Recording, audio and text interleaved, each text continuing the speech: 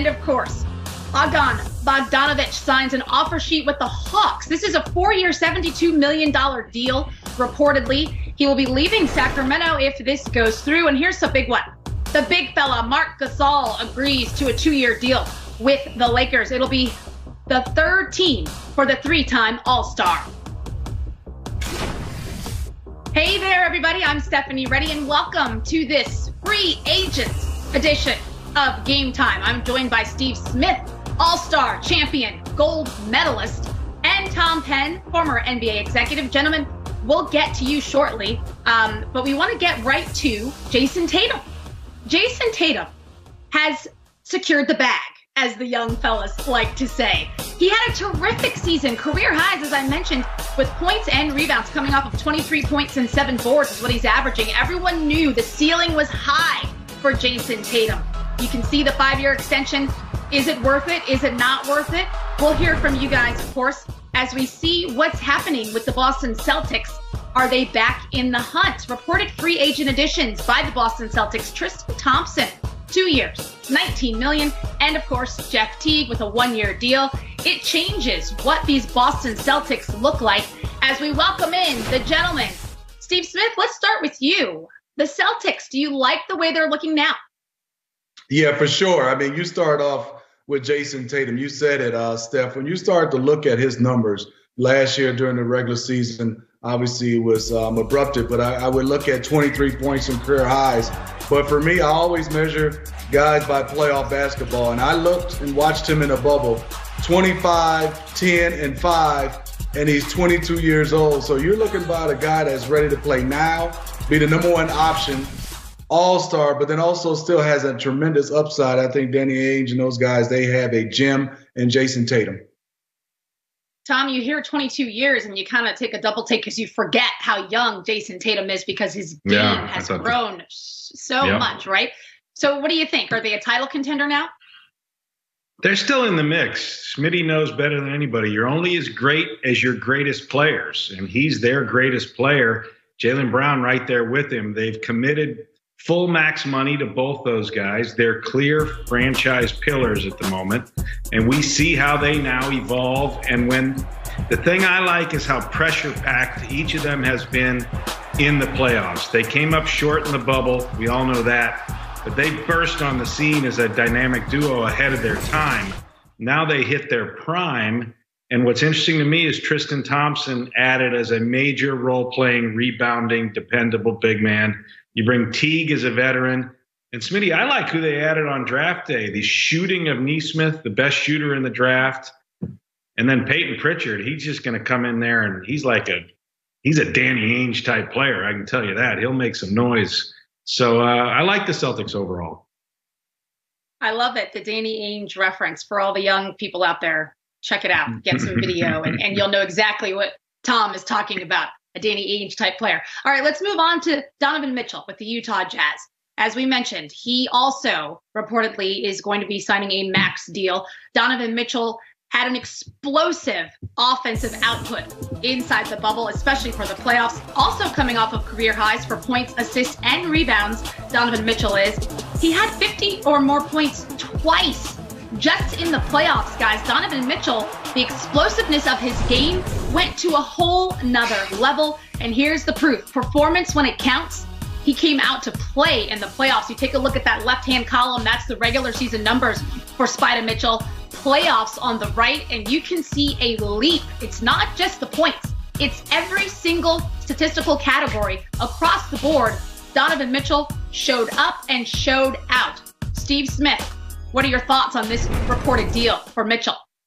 You know, Tom Penn has been in this situation signing players. If I was the Utah Jazz, I would have signed him right after the bubble. I mean, there's no way. I mean, I know it might have been illegal, but I'd have had that contract slid under his door just like a hotel bill. Hey, Donovan, can you get this done right now? Because we all understand his play, but what I love about is he's just as fabulous as a young man and how he plays extremely hard. We've been looking at saying, what is Donovan Mitchell? As you want to nitpick, is he a 1? Is he a 2? He is a basketball player, and you saw that right column. I mean, those numbers, they don't look real to me, Steph, when you start talking about playing in playoff basketball, shooting 50-50, and you talk about 36 points.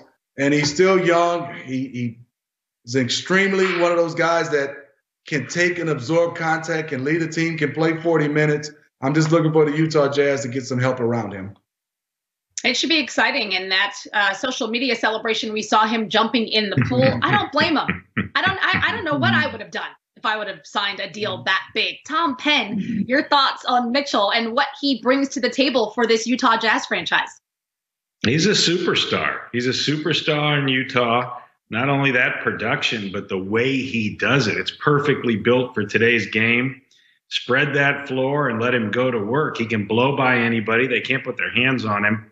And an explosive finisher, a clutch performer, and the character Smitty mentioned, just exactly what you want in Utah to build around. So you got Gobert down in the middle, and then here comes some, reinforcements. Derek Favors coming back, and then playing a little defense, maintaining Jordan Clarkson. That was really their top priority, their top signing. So when you look right down that roster, what you see is a very similar team from the year prior. Add Favors' size, and then add another year of experience. They were right there in the mix, and the way the season got all jacked up with Rudy Gobert and his role in the shutdown, and it was very disruptive. It had to be very difficult. I think they're right there. They're in the Western Conference mix as is, and they've got great management. And, another new addition, a brand new owner in Ryan Smith, local, on the rise, diehard Jazz fan his whole life. Very compelling to see where they take this. They are going to throw into another gear this whole franchise, and they need this superstar at the helm to lead it. It is going to be so much fun to watch this Jazz team evolve as this upcoming season takes place. All right, gentlemen, we still have a lot to discuss. Free agency is underway. There's been a lot of movement. The Atlanta Hawks are joining the party. Is the Hawks' nest full? What will they do to help Trae Young? We'll be right back. Welcome back to Game Time. Bogdan Bogdanović signs an offer sheet with the Atlanta Hawks, reportedly 4 years, $72 million contract. The Atlanta Hawks making some serious moves, trying to get Bogdanović from the Sacramento Kings. Are the Hawks getting ready to soar? These are the reported free agent additions. Rondo, 2-year, $15 million.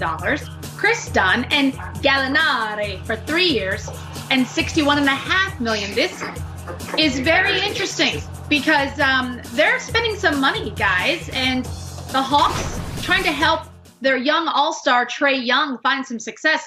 Tom, what do you think about these additions? They're right on time. You look at the Hawks roster, 6 players in double figures last year, all 24 and under. Jabari Parker, the oldest of the group. Of course, it's all about Trae Young and how they complement around his brilliance. You bring in players like Rondo, Gallinari. If they can keep Bogdanović, it's a great addition. The whole slate of veteran talent that's added just helps this young core now get more than those 20 wins, right? Can they more than double those 20 wins? Can they get into the playoff hunt and make some noise? It's time to add veterans with that cap space. None of them are bad contracts. The real question is whether they're going to be able to keep Bogdanović, because I don't know why Sacramento wouldn't match that deal. That's a very interesting point. We have to always keep that in mind, that it is an offer sheet. It is not an actual deal. As you mentioned, Sacramento does have the opportunity to match that and retain Bogdanović. Steve Smith, what do you think? The Hawks, they're trying to make moves, power moves. Yeah, I look at it, a team that's 20 and 47 with a lot of young guys is either the Hawks organization saying we're going for it now, or they're saying some of these young guys, we brought in some competitive guys that go get after defensively for Trae Young. I think it's fantastic. Everything he needs to learn about the point guard position, it definitely be a sponge with Rondo. You're talking about defense, you're talking about leadership. And we all know he's a competitor, but I look at the Cam Reddishes, DeAndre Hunter, Kevin Huerter, and all those young guys at the wing. When you start talking about Bogdanović and some of these other guys, there's not a lot of room. So they're saying right now by December 1st, they're going to have a lot of competition, and they're going to see how it shakes out. And when you have competition, It usually brings this fire and this competitiveness. You usually win games. Hope this all works out for the Hawks. That's a really good point. And Tom, speaking of Rondo, what do you think his experiences with the Lakers this past season have brought to him in terms of being that veteran, that mentor, that non-starting point guard for a team? Well, it's a different challenge this time around, going to Atlanta and truly mentoring a young player versus being a complimentary star amongst stars. Totally different. Look, Rajon Rondo is looking to transition his career, sunset his career after this next run here. Apparently wants to coach. He's a really, really cerebral player and has been a good pro recently. Throughout all of his career with one exception in Dallas. So I think him in the mix, in the backcourt, if he's aligned with the coaching staff, and is just all value add for Trae Young. It's going to be interesting. I cannot wait to see what happens. As you guys know, the season is just around the corner. We have so much more to get into on this free agency fever edition of Game Time. Jamal Murray of the Denver Nuggets, the new gold standard, if you will. We saw the explosiveness of his offensive game in the bubble. We'll be back. The beat writer for the Denver Nuggets, working for the Denver Post. Mike, we appreciate your time. I know you've been exceptionally busy right here these last few days. Let's get right into it. Free agency has been on fire the last several days, but for the Denver Nuggets, they lost a key part of their puzzle in Jeremy Grant. Can you give us the latest on his situation? Yeah, there's no other way to say it. The Denver Nuggets were blindsided by what happened Friday night when Jeremy Grant decided to leave Denver for Detroit. 3-year, $60 million deal. What's crazy is that the Nuggets, I'm told, was offered the Nuggets offered Jeremy Grant the exact same contract, same amount of money, same amount of length, and yet Jeremy Grant opted to go to Detroit. This shook the Nuggets. They were not prepared for this. But to their credit, they moved quickly. Friday night, they reached a deal with JaMychal Green, free agent forward who spent the last 2 seasons with the Los Angeles Clippers. And actually, the Denver Nuggets ousted JaMychal Green in the postseason. And then a day later, they signed Paul Millsap for 1 year, $10 million. So they quickly moved to replace Jeremy Grant, even if it's not a seamless fit. Because of all the things that Jeremy Grant did, the defensive versatility, but with what they were faced with, the Nuggets absolutely did what they could. And they continue to try to fill out their roster in this free agency period. They went to an international player in Campazzo. Tell us a little bit about him. Yeah, this is a 29-year-old point guard who's played with Real Madrid since 2014, was actually teammates with Luka Doncic there. He's only 5'11", but he is one of the best passing point guards in Europe. And the Nuggets have been on him for a long time. And even though he's only 5'11", they view him as a guy who can play alongside Monte Morris or Jamal Murray, who can play in that backcourt because he's a sort of plays bigger than he actually is on defense, and he's just a wizard on offense. So I think that the Nuggets really enjoy thinking about pairing him with Nikola Jokic, obviously the best passing big man in the NBA, and seeing what kind of magic they can create. And this is classic Denver Nuggets. They look overseas, they find value where there is, where there's value to be found, and they take advantage of it. So I think Nuggets fans are going to be thrilled to see what this guy can do. Sounds exciting. You mentioned some magic. We saw the Denver Nuggets. They sort of exploded inside the bubble for the fans who were not watching the Nuggets during the regular season. We saw Michael Porter Jr. really come and show up on the stage. What are your expectations for him this season? What's funny is that so much more is going to be asked of Michael Porter Jr. as a result of the Jeremy Grant decision. Michael Porter Jr. will, in all likelihood, be in the starting lineup. They are going to count on him to obviously knock down his threes, crash the glass. He's an elite rebounder. But really where the spotlight is going to be is on the defensive end for Michael Porter Jr. He grew leaps and bounds throughout the postseason, basically because he was being targeted on defense, and he knew he had to lock in on that end. So it's going to be fascinating to see kind of that push-pull and the trust that he can gain with Nuggets coach Michael Malone, who has essentially said, if you don't play defense, you're not going to be on the court. So the onus is on Michael Porter Jr. to get better in a hurry on that end, because we all know what he can do on the offensive end. We saw the Nuggets explode. They made it to the Western Conference Finals. Obviously, they didn't get as far as they would like, but we know they've got a great nucleus in Jamal Murray and Jokic. What are you expecting for them to do? Can they continue that run and sustain improvement?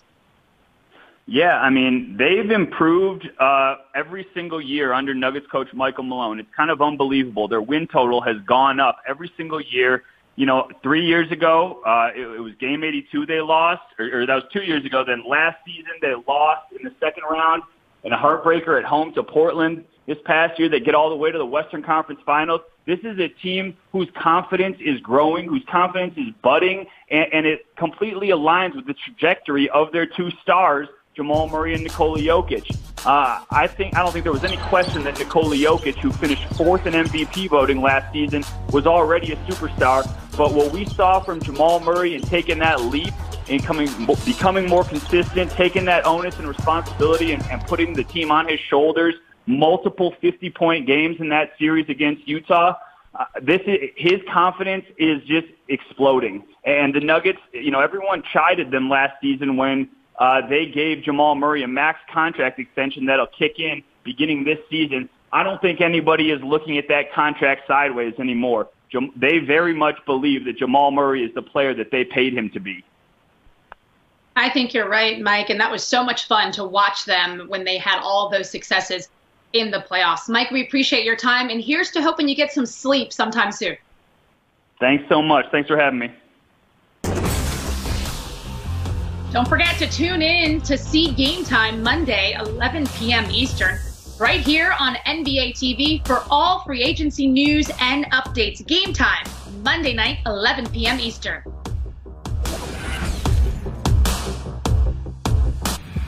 Welcome back to Game Time. Marc Gasol going to the Los Angeles Lakers, as it has been reported. It'll be his third team for the three-time All-Star. And, of course, this will be a 2-year deal with the Los Angeles Lakers. And it would be the second time Marc Gasol played for a team that his older brother has also played for. All right, Tom Penn, your thoughts on what this does for the Lakers? I think last time the Lakers got a Gasol, it worked out pretty well. So I would expect nothing less here. Marc Gasol got a lot of life left in him.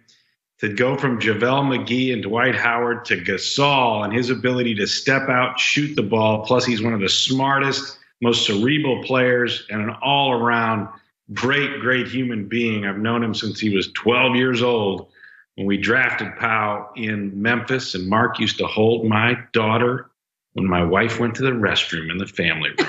Goes way back. Wow. Thank you so much for that visual, Tom. All right, Steve Smith, your thoughts. Well, I'll add everything that Tom says. And I think also, like, you add his passing ability. We know his shooting. I mean, I think he's a great fit. They lose some athleticism, but that's why they acquired Montrezl Harrell. But you start talking about pass, cut, catch, and the skillful things the big guy can do. This is going to be a great fit for the Los Angeles Lakers. All right, speaking of JaVale McGee at the buzzer, let's check out what exactly is going on around the NBA. Yep, it happened. JaVale McGee has now he's going to the Cavaliers. They acquire him from the Lakers. We talked a little bit about how that changes the Lakers. Well, good news for the Cavs. Reported free agent signings. Look at this. Austin Rivers going to New York, Bazemore back to Golden State, Boucher on the move, Hernan Gomez also, and Baines with the Raptors. You can see people are trying to make things happen, guys. Free agency is underway. Teams are trying to get to the playoffs or get to the championship. I cannot wait to see how this all unfolds and evolves as we continue to watch what happens headed towards training camp on December 1. All right, guys, quick thoughts on what we saw here happening today. Tom? Everybody better hurry up. Hurry up. Not much time left. Training camp's like tomorrow, I think. Yeah, I'm with Tom. Make sure you hurry up and make sure you find you some places, some homes, campus.